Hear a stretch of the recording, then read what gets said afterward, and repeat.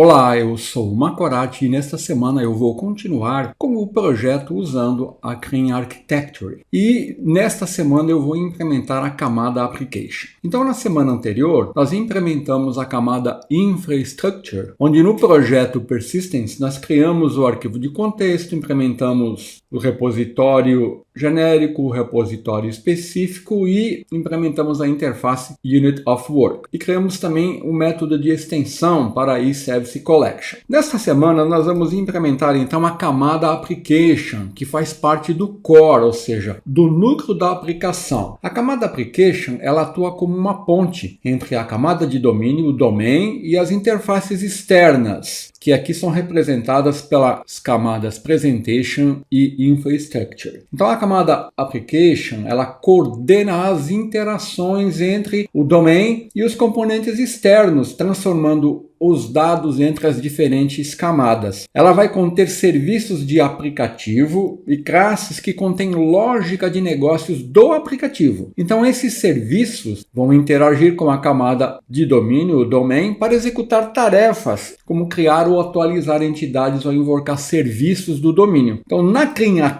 Architecture, os círculos concêntricos representam diferentes áreas da nossa aplicação e os círculos externos são os mecanismos, enquanto que os círculos internos são as políticas. E o que faz tudo isso funcionar é a regra de dependência, que diz o seguinte, que as dependências do código-fonte devem apontar apenas para dentro, em direção às políticas de nível superior. Assim, no projeto Application, que é um projeto do tipo Class Library e está localizado dentro da pasta Core, esse projeto ele tem que referenciar o projeto Domain. Então aqui nós vamos criar a pasta Services e aqui nós vamos criar uma classe que vai configurar os diversos serviços e comportamentos relacionados à nossa aplicação. Vamos criar uma pasta Shared e dentro dela uma pasta Behavior, onde nós vamos definir um comportamento, um Behavior, personalizado do Mediator, que é um padrão que permite a execução de lógica antes ou depois do processamento da solicitação por um manipulador. Outra pasta dentro do Shared vai ser a pasta Exception, onde nós vamos definir exceções personalizadas. E vamos criar também a pasta Use Cases.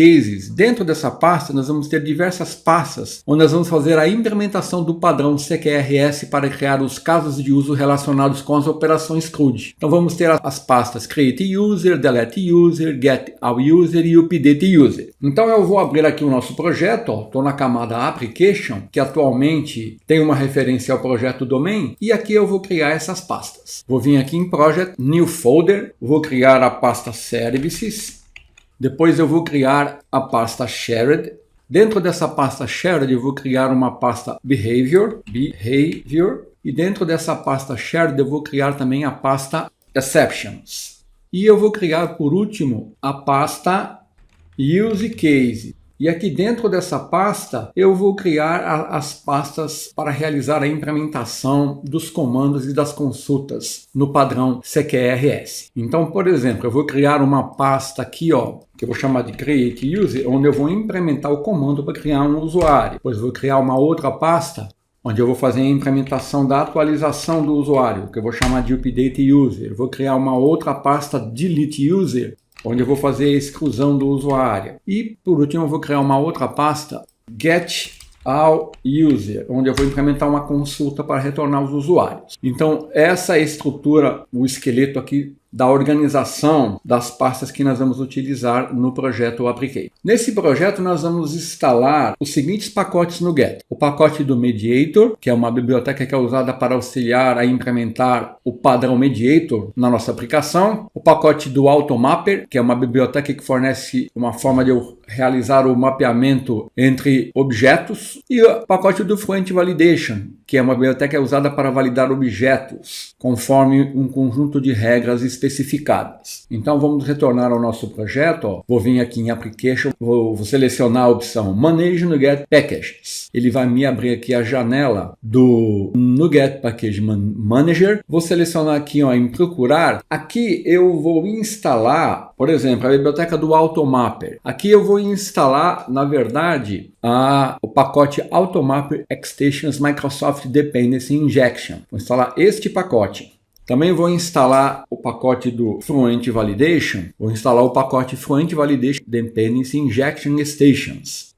E do Mediator, vou instalar o pacote Mediator, porque esse pacote aqui, ó, ele foi depreciado, tá vendo? This package is deprecated, então eu vou usar o Mediator. Então a razão porque eu instalei aqui, ó, no projeto os pacotes Automapper Stations, Microsoft Dependency Injection e Fluent Validation Dependency Injection Stations, em vez dos pacotes base do Automapper, é que esses pacotes aqui, ó, fornecem integração e suporte específico para o sistema de injeção de dependência, tá? Muito bem, então aqui nós temos os pacotes já instalados, ó, no meu projeto. Continuando, agora eu vou apresentar um resumo do padrão CQRS, o que é o CQRS e como ele atua. CQRS significa Common Query Responsibility Segregation, um acrônimo, né? Então, o padrão CQRS, ele separa as operações de leitura, as queries, das operações de escrita, os common, no sistema. Isso significa que as ações que alteram o estado do sistema, como criar um usuário, atualizar um usuário ou excluir um usuário ou dados, são tratadas separadamente das ações que apenas consultam o estado do sistema, ou seja, eu tenho os comandos e as consultas. Essa separação de responsabilidade, ela vai permitir otimizar cada caminho de forma independente para atender às necessidades específicas, podendo assim maximizar o desempenho, a escalabilidade e a segurança. Então, isso seria aqui uma definição formal do CQRS. Então, vejamos como que o CQRS ele atua. Eu vou elencar aqui, ó, 5 pontos de atuação do CQRS, que eu acho mais importante. Então, o CQRS, ele separa as responsabilidades, ou seja, ele separa as leituras e gravações em modelos diferentes, usando comandos para atualizar dados e consulta para ler dados. Então, as operações de escrita, os comandos, são responsáveis por modificar o estado do sistema. Isso inclui criar, atualizar ou excluir dados no banco de dados. E as operações de leitura, as consultas, são responsáveis por recuperar informações do sistema sem modificar o seu estado. Isso envolve exibir dados para os usuários. Outro ponto é que o CQRS ele usa modelos de domínios distintos. Então, com o CQRS você pode criar modelos de domínio diferentes para operações de leitura e operações de escrita. Isso significa que o modelo usado para consultas pode ser otimizado para leitura eficiente, enquanto o modelo usado para comandos pode ser otimizado para modificação eficiente do estado, ou seja, eu tenho modelos distintos, eu posso trabalhar em cada um dos modelos otimizando cada um deles. Outro ponto é que o CQRS favorece a escalabilidade, porque as operações de leitura e escrita podem ser dimensionadas independentemente uma das outras. Por exemplo, você pode implementar caches ou bancos de dados especializados para consultas, melhorando o desempenho quando você tiver uma leitura muito intensiva na sua base de dados. Outro tópico importante do CQRS é que ele permite o controle de acesso e segurança. Então, ele vai permitir um controle mais granular sobre a segurança e o acesso aos dados. Então, você pode aplicar permissões específicas para operações de leituras e escrita, garantindo que apenas as pessoas autorizadas possam modificar os dados. E ele também favorece a flexibilidade. Então, com o CQRS, você pode escolher as tecnologias e estratégias mais adequadas para manipular comandos e consultas. Então, com o CQRS, separar comandos de consulta torna mais fácil manter e evoluir a aplicação, pois as mudanças em uma parte da lógica não afetam necessariamente a outra parte. Agora, é importante destacar que a implementação deste padrão vai adicionar complexidade à sua aplicação, especialmente em sistemas pequenos e simples. Portanto, é recomendado você considerar com cuidado os requisitos do projeto antes de optar pela adoção do padrão CQRS. Em sistemas complexos, com requisitos de escalabilidade, flexibilidade e controle precisos, o CQRS vai ser uma abordagem adequada para atender a demanda. Então, esse padrão ele não é indicado para projetos simples, que realizam apenas um CRUD básico. Outro aspecto que eu gostaria de chamar a atenção é que, embora não seja um requisito que vai definir o uso da aplicação do padrão CQRS, realizar a separação física dos dos dados de leitura dos dados de gravação vai oferecer um maior isolamento. Então, neste cenário, o banco de dados de leitura pode usar o seu próprio esquema de dados para otimizar as consultas, podendo armazenar uma visão não normalizada dos dados para evitar junções complexas ou mapeamentos complexos de ORM, podendo até usar um tipo diferente de armazenamento de dados, como uma base NoSQL. Então, nesse caso, eu tenho que fazer uma sincronia entre os dados de leitura e gravação, quando eu usar banco de dados distinto, para evitar falhas e erros, né? Então, como que isso é feito? Normalmente, isso é feito com o modelo de gravação publicando um evento, sempre que ele atualiza o banco de dados, onde a atualização do banco de dados e a publicação do evento devem ocorrer numa única transação. Nós usamos geralmente eventos de domínio para fazer isso. Esse é um cenário que você deve considerar na implementação do padrão CQRS, e isso vai depender, né, naturalmente, dos requisitos do seu projeto. Então, apresentado esses conceitos, agora eu vou justificar por que nós vamos implementar o CQRS na camada Application da nossa aplicação. Vou apresentar a motivação que nos levou a fazer essa implementação na camada Application. Bom, implementar o padrão CQRS na camada Application, ou Use Cases, que é outro nome que você vai encontrar para essa camada, é uma escolha comum. Você vai encontrar com bastante frequência a implementação do padrão CQRS feita nessa camada. Isso decorre do seguinte: a camada Application, ou Use Case, é onde normalmente nós definimos a lógica da aplicação, não é a lógica do domínio, né? E é onde nós coordenamos as operações, ou seja, essa camada é uma camada intermediária entre o domain e a camada de infraestrutura. E como o CQRS vai envolver a separação das responsabilidades entre comandos e consultas, na camada Application, nós vamos poder definir manipuladores de comandos para tratar das operações de escritas e manipuladores de consultas para as operações de leitura. Isso vai manter uma clara separação de responsabilidades em relação às operações de comandos e consulta. Além disso, a camada Application é geralmente onde nós coordenamos os casos de uso da aplicação. Isso inclui a orquestração de diferentes comandos e consultas para atender os requisitos de negócio. Então, ter manipuladores de comandos e consultas nessa camada vai facilitar a coordenação dessas operações complexas. Então, quando nós implementamos o CQRS na camada Application, nós mantemos a camada de domínio mais focada nas regras de negócios puras e desacoplada das operações de comandos e consultas. E isso pode tornar a manutenção e a evolução do nosso sistema mais simples, pois as mudanças na lógica dos comandos e consultas não vai afetar o domínio. Então, essa seria a motivação, a justificativa de por que eu estou fazendo a implementação do CQRS na camada Application. Então, para fazer a implementação do CQRS, nós vamos usar aqui, nessa abordagem, a biblioteca Mediator. E eu não sou obrigado a fazer isso, mas eu vou mostrar agora como a biblioteca Mediator ajuda na implementação do CQRS e do Mediator, né? Então, o padrão Mediator, ele vai lidar com o desacoplamento, colocando uma camada intermediária entre os componentes, que é chamada de mediador, que vai ser a única fonte de dependências. Então, esse padrão, ele define um objeto que encapsula como os objetos interagem uns com os outros. Então, em vez de dois ou mais objetos dependendo diretamente um do outro, eles vão interagir com um mediador, que é responsável por enviar essas interações para outra parte. Então, nós podemos pensar aqui na biblioteca Mediator como uma implementação do padrão Mediator, que nos ajuda a construir sistemas usando o CQRS. Como no CQRS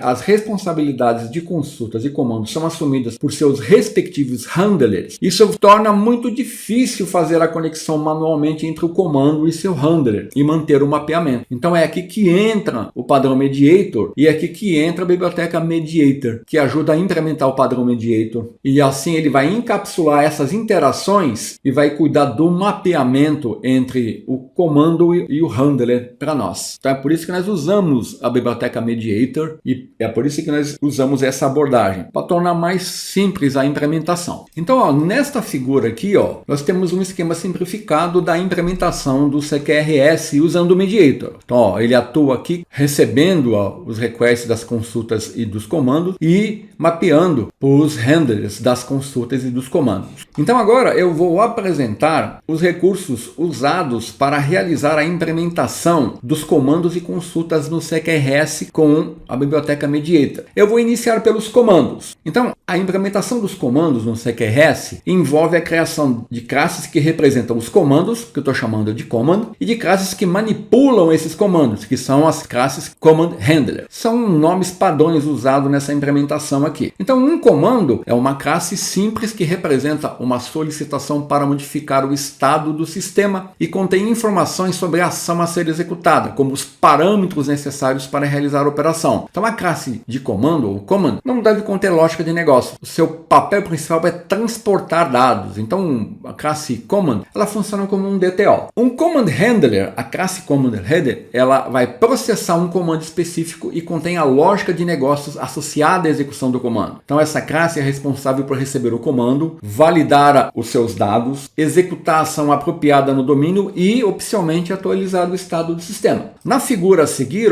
eu tenho o relacionamento entre essas classes. O command, note que ele está implementando uma interface aqui que eu vou falar logo a seguir, e request, e command handler, que também implementa uma outra interface, e request handler, que vem da biblioteca Mediator. Agora vejamos os queries e os query handlers. Então, query representa uma solicitação de leitura de dados do sistema, sem modificar o seu estado. Eu vou apenas ler as informações, vou pegar e vou exibir para o usuário. Query representa uma classe que contém os parâmetros e informações necessárias para a consulta. Ela não contém lógica de negócios e seu objetivo principal é transportar dados de entrada para a consulta. É um DTO também. Já a classe Query Handler é uma classe usada para processar uma consulta específica e ela vai conter a lógica para buscar dados no sistema com base na consulta. Então ela vai receber a query de entrada, vai executar a consulta no banco de dados ou qualquer outra fonte de dados, vai transformar os dados em um modelo de visualização como uma view model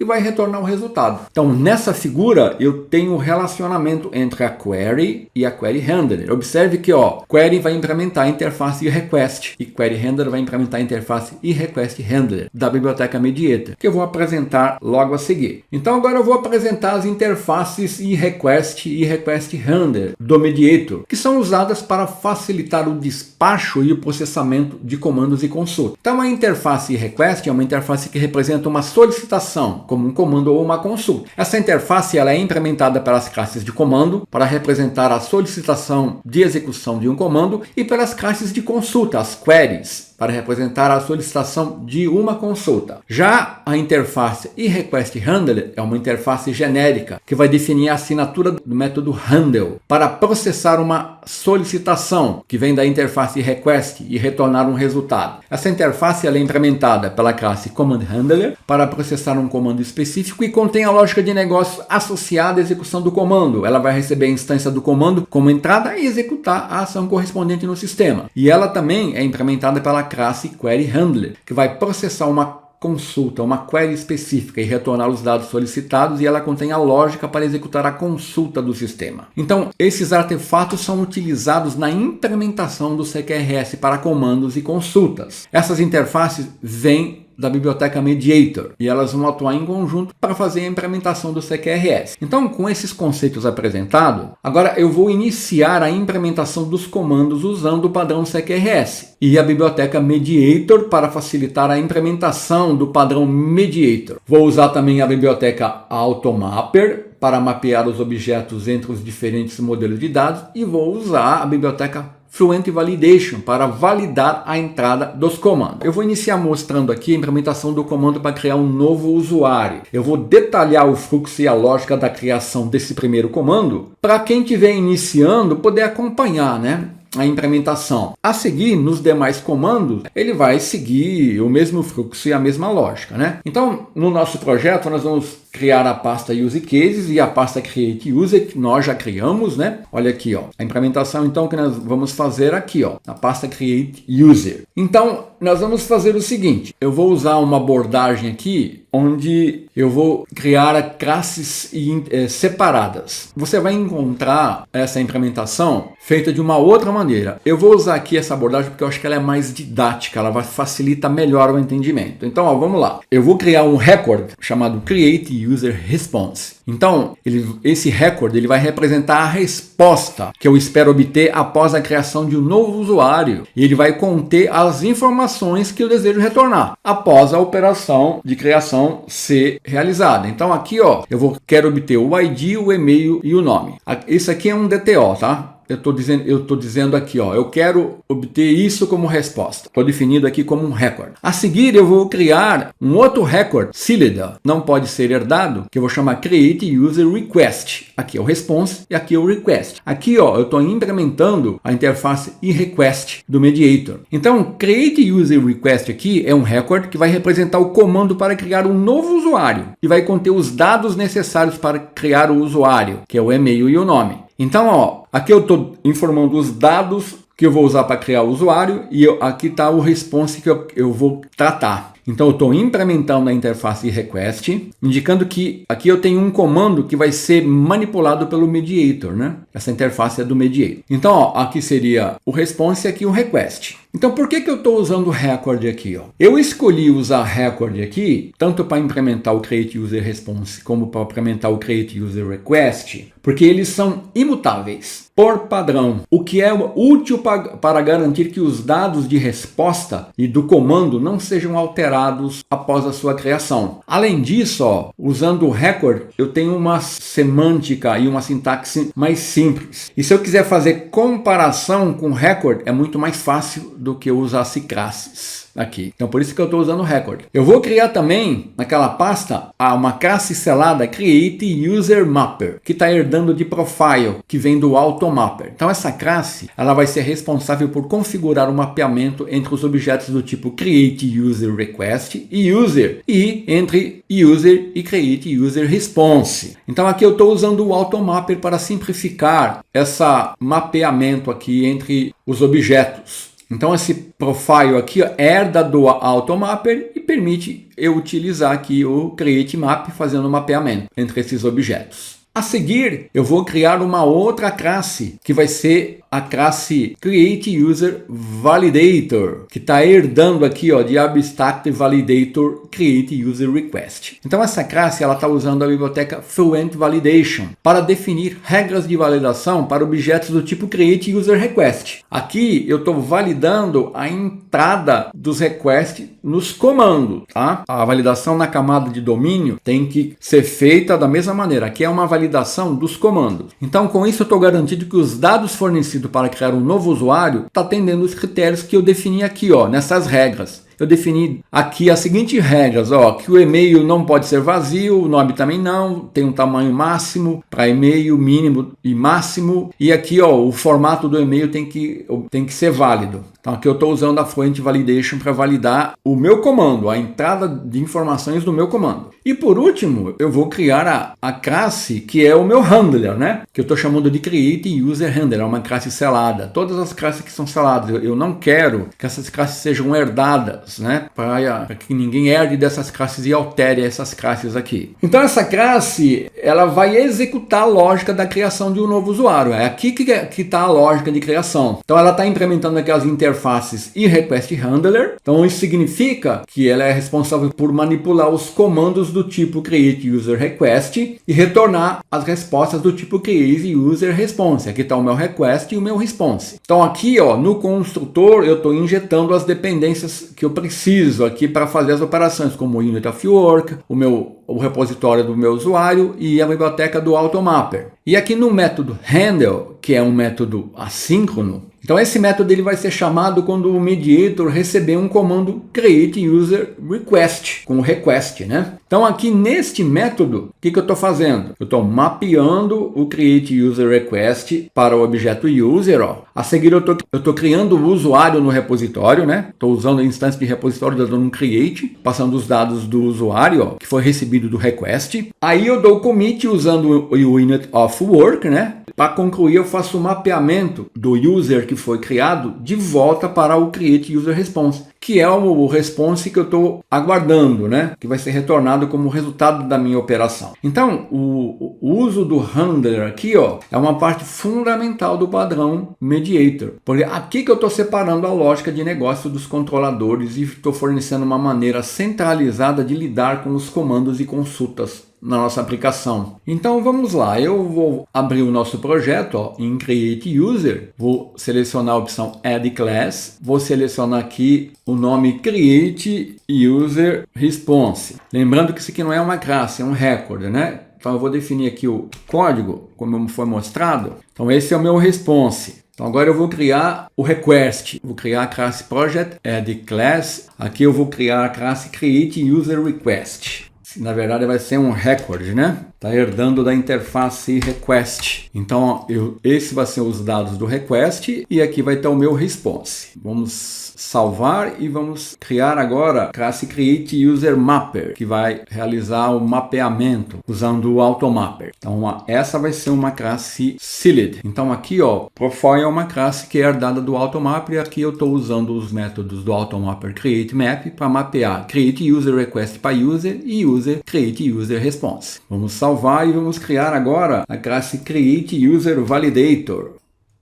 Essa classe ela vai ser uma classe selada que vai usar os recursos da biblioteca Fluent Validation. Então aqui, ó, eu estou fazendo a validação do meu request, ó, Create User Request. Estou definindo duas regras, para e-mail e para nome. Não pode ser vazio, tem um tamanho máximo e mínimo, e aqui o e-mail tem que ter um formato válido. Vamos continuar criando agora o handler, né, que é a minha classe onde vai ter a lógica para criar um novo usuário. Estou chamando de Create User Handler. Então essa classe ela vai implementar a interface e Request Handler. Ó. Então aqui, ó, eu tenho que implementar o método Handler, ó, e eu tenho uma referência ao Mediator. Ela vai ser pública, né? Então, ó, eu tenho o meu request e espero o meu response. E aqui eu vou ter o código que eu vou usar para implementar a lógica aqui para mim criar um novo usuário. Ó. Então, neste código, olha, eu estou injetando a interface Intuitive Work, repositório do usuário e a biblioteca do Automapper no construtor do método. E aqui estou definindo a lógica que vai criar um novo usuário usando o método create do repositório, né? Esse repositório específico ele herda do genérico e esse método vem lá do repositório genérico. Então, eu mapeio para user, crio o usuário, dou o commit e mapeio o usuário para create user response. Então, ó, com isso eu tenho implementado